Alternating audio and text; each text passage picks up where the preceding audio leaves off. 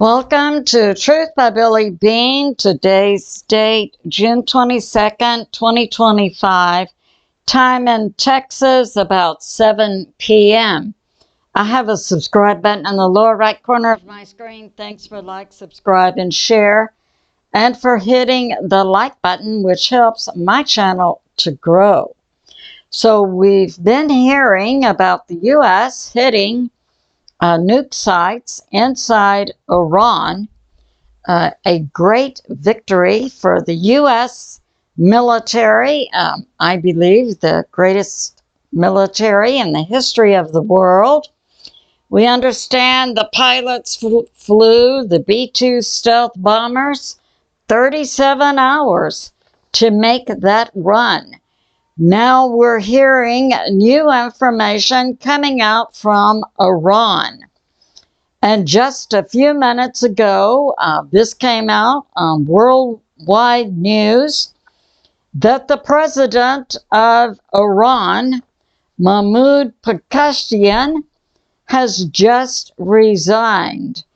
And it's very concerning. The reason he states in his resignation letter, which has been translated into English, as to why he is resigning. Apparently, the supreme leader of Iran, the Ayatollah Khamenei, has apocalyptic plans on his mind to put forth. And that goes along with my position that I believe Iran has had nuclear weapons for years. I believe, and their religion calls for the Islamists to bring about World War III, an apocalypse, to bring about their Messiah figure, Mahdi. It is my opinion that we could have this occurring right now. And the president of Iran, Mahmoud Pezeshkian, says the reason he is resigning is that the Ayatollah Khamenei is putting forth a plan, and he is supported within Iran by certain government groups and military groups, plus, and clerics. And Pezeshkian says, I'm resigning because the plan being put forth by the Ayatollah Khamenei will place Iran beyond my control and my responsibilities. So we see the current president of Iran getting out of Dodge.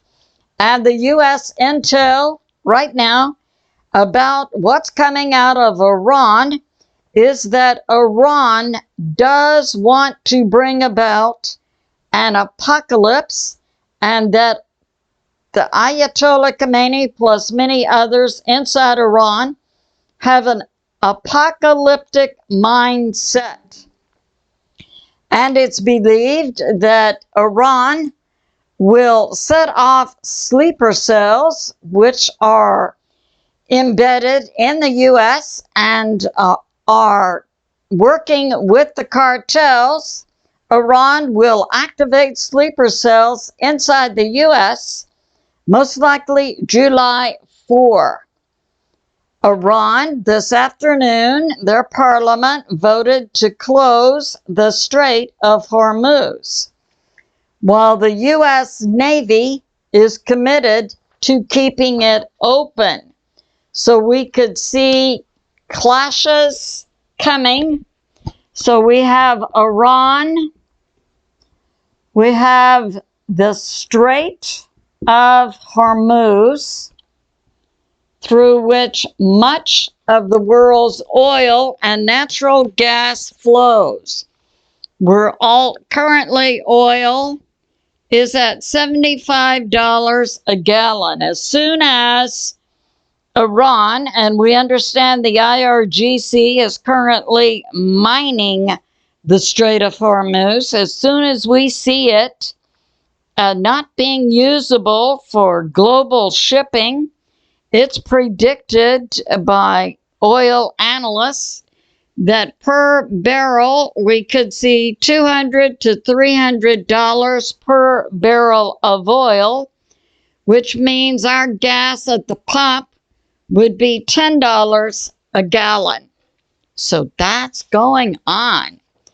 And we have this. So we know overnight the U.S. military used 7 B-2 Spirit bombers, and they dropped 14 of the massive ordnance penetrator bombs that are 30,000 pounds per bomb. They hit Fedor, and most of the hits went to Fedor. They hit Isfahan and Natanz. Now, the Natanz was not hit by the massive ordnance penetrator. Natanz was hit by about 30 to 50 tomahawks from a U.S. sub. And most of the massive ordnance penetrators hit Fedor. I believe 2 were used on Isfahan. So that happened last night about 8 p.m. Our time, Texas time. After that, Iran began hitting locations inside Israel, Tel Aviv, Jerusalem, Haifa, plus. But today, we see the president of Iran resigning, and we have intel that the Ayatollah Khamenei, plus others inside Iran, are in an apocalyptic mindset. So we had the hits by the U.S. military last night on the nuclear sites inside Iran, and we have today, and it's coming out now, that Iran had already moved the nuclear material from Fedor. We know that the U.S. bombs have been effective in crushing the entry and exit to Fedor and also penetrating deep into the ground. The operation by the U.S. military was called Operation Midnight Hammer. And we have this. WERX says he's 90% believes Iran will retaliate against the U.S. within 12 to 48 hours. Operation Midnight Hammer, prosecuted by the U.S. military last night, was very successful. Today we have, and the FBI has been warning for several months, and the FBI is coming out more today, saying that Hezbollah, that's a group, paramilitary group, primarily operating out of Lebanon, but well known to be a proxy for Iran. And the FBI puts forth that this paramilitary proxy group for Iran has sleeper cells inside the U.S. who are working with the cartels. And we have this from New York Prepper. We have information, and Hal Turner also puts out this afternoon, the Iranian parliament voted to close the Strait of Hormuz, through which flows 30% of the world's oil and 20% of the world's natural gas. And that 7 B-2s were used last night in the hit. So that's going on. And we have this. Just this afternoon, within the past 2 hours, the U.S. State Department has issued a worldwide travel advisory. For American citizens, it is not safe to travel anywhere currently in the world. And we do have the Dow also going down this afternoon about 400 points.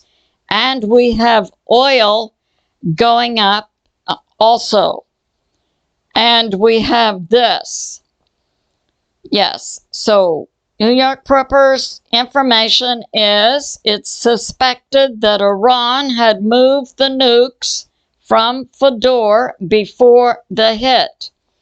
This continues to foundate my position that Iran has had nukes for decades.